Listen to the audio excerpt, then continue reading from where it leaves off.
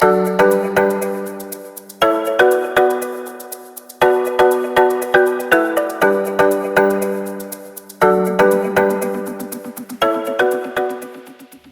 안녕하세요. 강북청설학원에서 영어를 가르치고 있는 조정현입니다.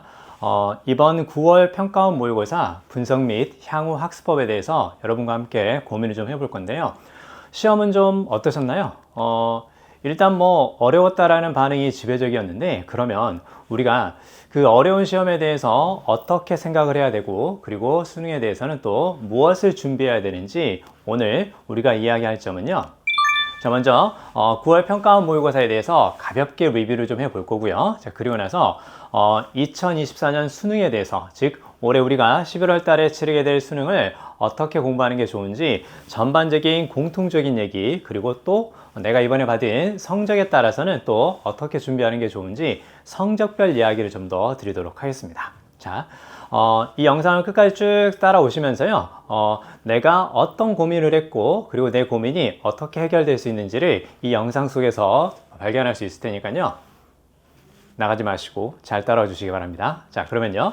자, 먼저 9월 평가원 모의고사는 어떻게 됐었냐. 먼저 난이도는 작년 수능과 그리고 또 6월과는 어떻게 차이가 있었을까. 물론 당연히 어려웠습니다. 자, 근데요, 오답률 상위 문항을 살펴보면 먼저 이렇게 한번 생각해 볼까요? 자, 그러면요, 지금 오답률 상위 문항 쭉 5개씩 이렇게 쭉 나열을 해 드렸는데요. 자, 첫 번째가 작년 수능이고요. 그 다음에 이제 두 번째가 6월, 그리고 이제 세 번째가 이번에 우리가 치른 9월 모의평가인데요. 자, 근데 자, 일단 그 공통적인 사항들을 쭉 살펴보면 주로 30번대 문제들이 좀 많죠. 그쵸? 그리고 이제 뒤쪽에 37, 38 혹은 39 이런 것들이 있는 걸로 봐서 주로 오답률 상위 문항, 즉 등급을 결정하는 1등급이 될 것인가 2등급이 될 것인가를 결정하는 주요 문항들은 사실은 어디에 있다고? 맞습니다. 빈칸, 순서, 삽입 이쪽에 있는데요. 근데 우리가 주목해야 될 점은 전반적으로 다 빈칸, 순서, 삽입만 있는 것이 아니라 중간에 보면 빨간 글씨로 되어 있는 것들 보이시죠? 그쵸? 자, 작년 수능에 29번, 그 다음에 이번 6월 달에 42번, 29번, 그리고 9월 달에 21번 이런 유형들은 사실상 그 시험의 난이도에 따라서 내가 쉽게 느껴질 수도 있고 어렵게 느껴질 수도 있는 그런 유형이기는 한데요. 일단 29번은 어법이고, 그 다음에 42번은 뒤쪽에 장문에서 그 밑줄어기 문제죠. 그쵸? 자, 그 다음에 21번은 이제 앞쪽에 배치되는 함축 밑줄음 문제가 되는데요. 주로 우리가 그 꼭 맞춰야 되는 문제에 속하는 이런 것들이 간혹 이렇게 오답률 상위 5개 문항 안에 들어오면서 약간 어렵게 느껴지게 만들고, 따라서 시간을 불필요하게 내가 계획했던 대로가 아니라 예상보다 시간을 많이 쓰게 만드는 그런 문항들이 사실은 빈칸, 순서, 삽입에만 있는 것이 아니라 다른 문항 속에 하나씩 이렇게 들어갈 수 있다는 점을 고려하고요. 어떤 난이도인지는 중요한 것은 바로 어떻게 평가할 수 있냐면요. 우리가 빈칸, 순서, 삽입만 어렵게 나왔을 때 이건 어려운 시험인가? 그게 아니라 기본적으로 맞춰야 되는 다른 문제들도 어렵게 느껴질 수 있기 때문에 이런 오답률 상위 문항 5개를 통해서 우리가 평소에 빈칸, 순서, 삽입 이것만 하는 것이 아니라 다른 기본적인 유형의 문제들도 충실하게 학습할 필요가 있다는 것을 말해준다. 이렇게 우리가 파악하는 게 좋고요. 자, 그 다음에요. 자, 그러면 진짜로 시험은 어려웠을까? 이런 생각들을 해보게 되는데요. 그렇다면 정말 어려운 시험의 기준은 바로 뭐냐면요.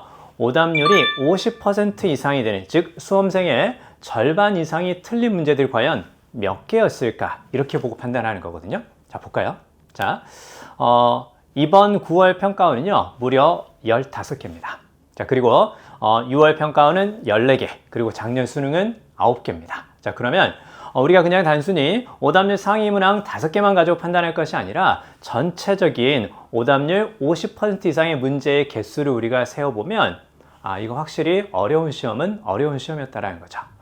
작년 수능이 상대적으로 많이 쉽게 느껴질 수도 있다는 건데요. 자, 그렇다면요, 이런 어려운 시험에서 우리가 어떻게 공부하는 게 좋을까요? 자, 무엇을 주의해야 되는지 한번 말씀드려 볼게요. 자, 이번 시험을 한번 생각해 볼까요? 자, 지문을 독해하는 것을 잘해야 되는가, 선택지를 잘 봐야 될 것인가. 물론 둘 다 잘 해야 되는데요. 이번 시험의 특징은 9월 모의평가가 출제되고 그리고 실시되기 그 이전에 교육부에서 발표한 것처럼 여러분 교육부 발표 들어보셨죠? 그쵸? 그때 교육부에서 킬러 문항을 배제하고 고교 교육과정과 그 학습 수준에 맞게끔 문제를 출제하겠다라고 했는데요. 자, 그래서 생각보다 지문 자체의 난이도는 많이 높지 않았을 수도 있습니다. 즉, 뭔가 까다로운 소재라든가 복잡한 구문이라든가 그 다음에 난이도가 높은 어휘 이런 것들을 쓰지는 않았어요. 여러분 실제로 그러지 않았나요? 아닌가요? 그냥 9월 평가원이 주는 압박이 심해서 다 어렵게 느껴졌었나요? 자, 근데요. 자, 그렇다면 지문이 과연 어려웠는지 그리고 선택지는 그럼 어떠했는지 우리가 아까 오답률 상위 5문항 중에서 빈칸 순서 삽입을 제외하고 평소에는 맞출 수 있고 또 맞춰야 되니 그 문제 한번 살펴볼까요? 자, 이 문제 기억나시나요? 21번 문제 우리가 보통 함축음의 주로 문제라고 하는 그 문제인데요. The best is the enemy of the good 이렇게 쭉 나와 있는 이 문장 자체도 사실은 해석이 어렵진 않죠. 그쵸? 보통 기존에 출제되었던 기출문제들을 살펴보면 21번에서 이 밑줄 자체의 해석이 좀 어렵거나 해석을 한다 하더라도 무슨 말인지 약간 어렵게 느껴지도록 하는 일종의 비유적인 표현들이 많이 있었는데요. 자, 근데요. 지금 올해 9월 달에 나온 이 문제를 살펴보면 3점이기는 한데요. 밑줄에 들어가 있는 단어들 자체가 정말 어렵나요? 여러분 베스트 헷갈리나요? enemy는 누군지 아시겠죠? 그쵸? 자, 그리고 굿이 바로 무엇인지 이거 모르는 거 아니란 말이죠. 자, 그리고요. 전반적인 내용을 쭉 살펴봐도요. 여러분 한번 봤던 문제니까 기억이 좀 나실 것 같은데요. 자, 내용 자체가 까다롭지는 않았습니다. 특히 아랫부분 있죠. 위에서부터 흐름을 파악하면서 밑에서 한 6, 7부분 그 부분에 나오는 그 내용만 살펴봐도요. 사실은 이거 충분히 풀 수 있을 것 같은데 즉 지문은 까다롭지 않은데 이 느낌을 받았을 겁니다. 자, 근데요. 지문은 까다롭지 않았는데 그러면 선택지는 과연 어땠을까요? 자, 여러분. 자, 이 선택지가 이렇게 제시되어 있었는데요. 자, 대부분 1번하고 그 다음에 2번, 3번, 4번, 5번 이런 선지 중에서 버리는 선지들이 몇 개 있죠. 즉 이거는 처음부터 아예 이건 정답하고 관련이 없어 라고 버리는 선지들이 있고요. 그 다음에 한 2개 정도 가지고요. 약간 사람을 좀 불쾌하게 만드는 그런 것들이 좀 있기는 한데요. 그 2개의 선택지가 바로 뭐냐면요. 2번하고 3번이었죠. 그쵸? 자, 보세요. 자, 2번에서는 raising work quality 그래서 일의 질을 높이는 것은 only to prove oneself 그래서 단지 스스로를 증명하기 위해서 즉 내가 괜찮은 사람이야 이렇게 증명하기 위해서 일의 질을 높이는 것이 바람직하지 않다. 이게 있었고요. 그 다음에 3번에서는 inviting overqualified specialist 이렇게 나오는데요. 자, 그러면 overqualified니까 지나치게 많은 능력을 갖추고 있는 지나치게 자격이 뛰어난 즉 우리가 지금 하려고 하는 일에서 필요한 능력보다 더 많은 능력을 가지고 있는 전문가를 초대하는 것.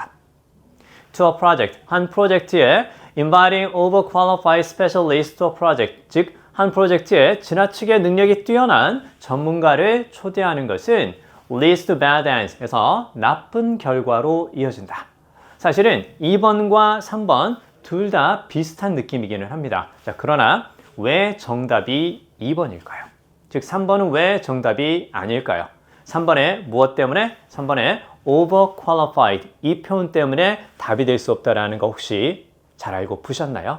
그렇지 않았다면 앞으로 우리가 이제 그 구평도 그렇지만 수능에서도 이렇게 그리고 기존의 그 다른 기출에서도 이렇게 많이 출제가 됐었는데요. 자, 지문에 대한 정확한 이해도 필요하지만 선택지에 대한 단어 하나까지 꼼꼼하게 살피는 거 이게 중요하다라는 것을 보여준 시험이었다는 거죠. 왜?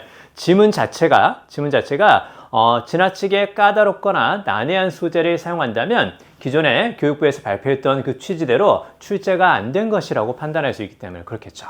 그쵸? 그래서 사실은 이제 시험을 보고 나서 선생님도 이제 그 학생들한테 많은 후기를 받았는데요. 자, 대부분 어떤 거였냐면 지문은 읽을만 했는데 선지가 좀 까다로웠어요. 이런 반응들이 꽤 많았고요. 그 다음에 또 한 가지 재밌는 반응은 뭐냐면요. 약간 조금 소홀히 했는데 뭔가 심하게 혼난 듯한 느낌이었어요. 이런 표현들이 많았거든요. 여러분, 혼난 듯한 표현이라는 건 뭘까요? 무슨 말인지 알겠고 이해되는데 내가 좀 소홀히 했다라는 느낌을 많이 받았다라는 거죠. 그쵸? 즉 지문을 읽을 때 무슨 말인지 알 것 같은데 뭐야 선지가 너무 까다로운 거 아니야? 맞습니다. 그래서 앞으로도 이런 추세는 계속될 것 같습니다. 따라서 지문을 꼼꼼하게 읽는 것 외에 무엇도 선택지도 제대로 살펴보는 게 필요하다라는 걸 이번 시험을 통해서 알 수 있고요. 자, 그 다음에요. 여러분 이거 36번하고 37번인데요. 이거 혹시 생각나시나요? 자, 순서 배울 문제인데요. 자, 선생님이 두 번째 얘기를 드릴 건데요. 정답 혹시 기억나시나요? 36번의 정답은 C, A, B 이렇게 4번이었고요. 37번의 정답은 참고로 37번은 3점짜리인데요. 5번에 C, B, A가 답이었거든요. 무슨 말을 하려고 하는지 혹시 눈치채셨나요? 자, 37번은요. 3점이지만 생각보다 너무나도 명확하게 떨어졌어요.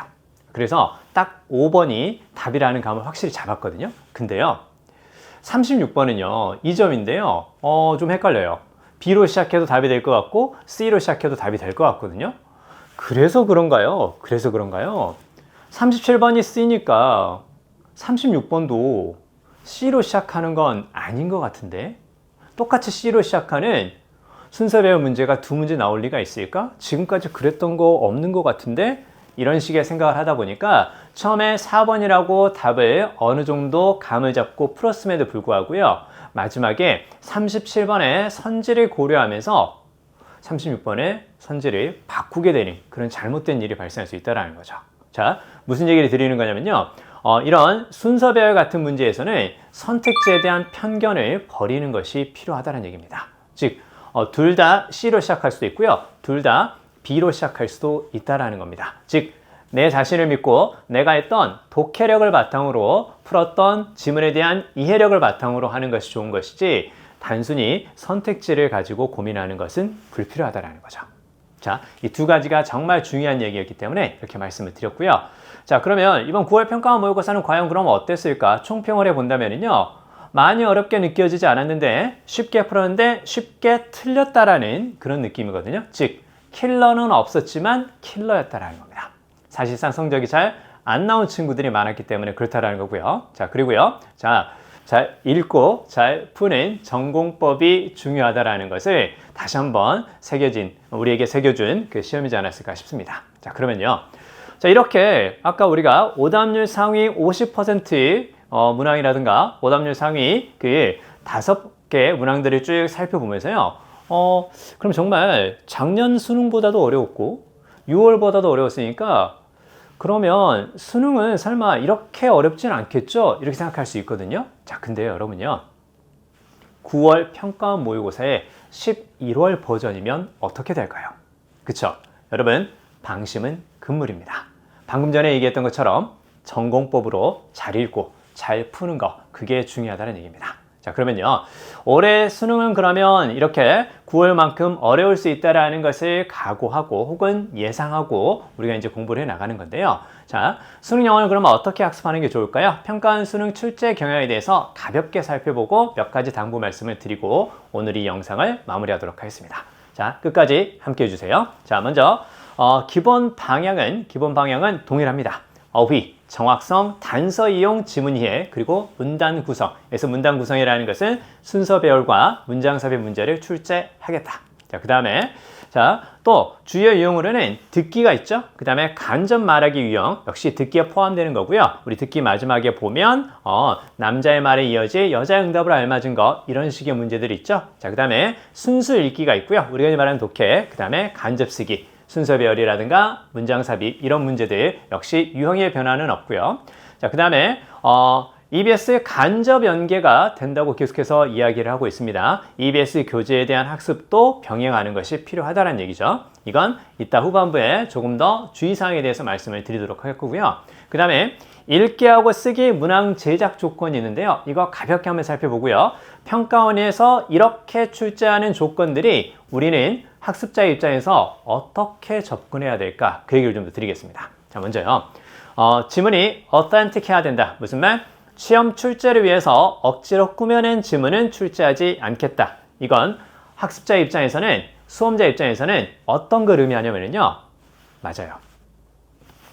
지문이 전체적으로 하나의 통일된 의미를 담고 있는 그 단락을 가지고 올 거라는 거죠. 그쵸? 즉 억지로 출제자를 만든 것이 아니라 하나의 통일된 의미를 갖는 단락을 가지고 와서 거기에서 문제를 출제할 것이다. 따라서 문제 유형에 관계없이 전체적으로 어떤 의미를 담고 있는지 기본적인 지문에 대한 주제 파악이 필요하다.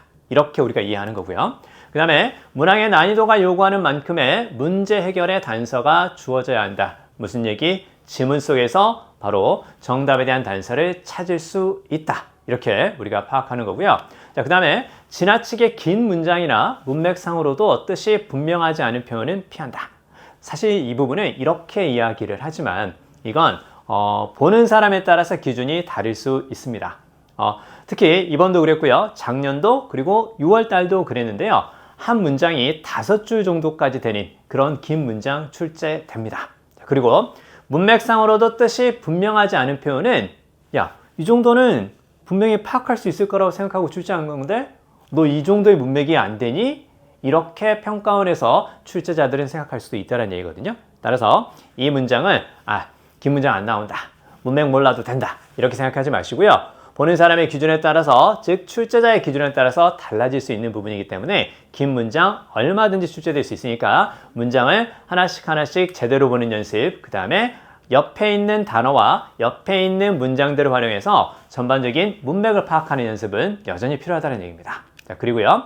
글을 이해하는데 배경 지식이 필요한 글은 지문으로 사용하지 않는다. 바꿔 말하면 배경 지식을 활용해서 지문 독해를 하지 않는 것이 필요하다는 거죠. 그쵸? 자, 배경 지식, 이게 중요한 것이 아니라 지문 속에서 단서를 파악하는 것이 필요하다. 무슨 말인지 이해되시죠? 자, 그러면요. 자, 올해 11월 수능까지 우리는 그러면 뭘 해야 될까요? 당연히 열심히 공부해야죠. 그쵸? 당연히 열심히 공부해야 되는 건데요. 자, 우리 모두에게 드리는 말씀을 먼저 드리겠습니다. 먼저 어휘, 해석, 독해 모두 꼼꼼하게 할 필요가 있다. 자, 그리고 EBS 연계 교재에 대한 바른 학습이 필요하다. 여러분 있잖아요. EBS 연계 교재, 수능 특강 영어, 독해 연습, 그리고 수능 완성이 있는데요. 간접 연계거든요. 여러분 간접 연계가 무슨 말인지 알고 계시나요? 간접 연계라는 건 EBS 지문에서 학습했던 지문들과 동일한 소재를 사용하되 다른 내용의 지문을 출제하겠다는 뜻이거든요. 따라서 EBS 지문에 대한 지문 분석이라든가 그리고 EBS에서 풀었던 그 문제들을 여러 번 반복해서 풀면서 내용을 기억하려고 하는 그런 학습은 의미가 없다라는 겁니다. 자, 간단히 정리하면 소재를 활용하겠다라는 건 어떤 얘기일까요? EBS 지문에서 나왔던 그 단어들이 들어가 있는 다른 지문을 가지고 올 거야. 따라서 너네 단어 공부 열심히 하라는 뜻이야. 내신 대비하듯이 EBS 지문 자료 분석하고 여러 번 읽으면서 기억하려고 하고 그거 바보 같은 짓이야. 이렇게 얘기해 주는 겁니다. 아시겠죠? EBS 지문은 문제는 풀어보되 정답에 대한 근거와 글의 흐름과 문장 간의 연결 이런 것들을 파악하려고 EBS 지문을 학습하는 것이 좋지 지문 분석이라든가 반복 읽기로 통한 기억이라든가 절대 중요하지 않습니다. 그리고 EBS 연계 지문에 대한 바른 이해가 필요하고요. 사실 이번에 9월 평가원 모의고사에서 연계 예시 문항이라고 제시했던 게 4개가 있었거든요. 듣기 2개, 그 다음에 독해 2개인데요. 듣기는 그림 문제였어요. EBS 연계가 돼야 우리가 꼭, 즉 EBS 지문을 꼭 풀어봐야, EBS 문제를 풀어봐야 맞출 수 있는 문제인가요? 아니죠. 자, 그리고 뒤쪽에 14번에서 남자의 말에 이어지 여자의 응답 이렇게 두 문제가 출제가 되었는데요. 출제가 되었다고 예시 문항으로 제시를 했는데요. 그거 EBS 지문 굳이 공부하지 않아도 풀 수 있는 문제였고요. 그 다음에 독해는 더 재밌거든요. 자, 독해는요. 연계 예시 문항으로 제시했던 게 도표였고요. 그 다음 뒤쪽에 41, 42였습니다. 근데 41, 42 같은 경우는 둘 다 2점이었기 때문에 사실상 그렇게 어렵지는 않았습니다. 무슨 말인지 이해되시죠? EBS 연계 교재에 바른 학습이 필요하다는 겁니다. 자, 그 다음에 취약 부분을 구체적 객관적으로 파악한다. 듣기가 안 되는지, 독해가 안 되는지, 독해가 안 된다면 어느 부분이 내가 약한지 구체적으로 파악해서 학습하는 게 필요하고요. 자, 이제 성적별로는요. 상위권 1, 2등급 있죠. 정확히 문제 푸는 연습을 해주세요. 대충 두루뭉실하게 읽는 습관은 버려야 됩니다. 그렇게 하다 보니까 밑에 선지에서 까다롭게 느껴지고 맞출 수 있다라는 확신이 드는데 헷갈리기 때문에 시간을 더 많이 끄는 그런 일들이 발생하거든요. 자, 그리고 오답률 상위 문항을 집중 공략할 필요가 있다. 자, 그리고 자, 중위권 3, 4등급 친구들 기운 내세요. 기운 내셔야 되고요. 정확한 해석 연습이 필요하다. 그리고 문제별 접근법을 아직 체화하지 못한 친구들이 있거든요. 주제, 제목 차이 있죠? 그쵸? 그 다음에 빈칸 순서 삽입 어떻게 접근해야 되는지 문제별 접근법을 좀 더 확실하게 익힐 수 있도록 하시고요. 자, 그리고 우리 친구들 포기하면 안 됩니다. 자, 끝까지 열심히 해주셔야 되는데요. 일단 내가 정말 성적이 안 나온다. 그렇다면 단어 암기부터 철저하게 해주시기 바랍니다. 지속적인 듣기 학습 필요하고요. 듣기만 다 맞춰도요. 내가 원하는 등급 안으로 들어갈 수도 있습니다. 자, 그리고 전략 유형을 정하는 것이 필요합니다. 나는 이 문제만큼은 꼭 맞추겠다. 즉, 내가 빈칸, 순서, 삽입 어려우니까 난 버리겠어. 그럼 내가 꼭 맞춰야 되는 그런 유형들을 정해서 그 문제에 대한 집중 학습을 해서 최소한 그 문제에서 틀리지 않고 내가 원하는 등급으로 올라갈 수 있게끔 그렇게 전략 유형을 정해주시기 바랍니다. 자, 지금까지 그 9월 모의평가 분석 및 올해 수능 학습법에 대해서 말씀드렸는데요. 여러분, 몰입의 즐거움, 효율적인 영어 학습, 지금까지 강북종서학원에서 영어를 가르치고 있는 조정이었습니다. 여러분, 여러분의 밝은 내일과 그리고 정말 빛나는 수능 점수를 응원하겠습니다. 감사합니다.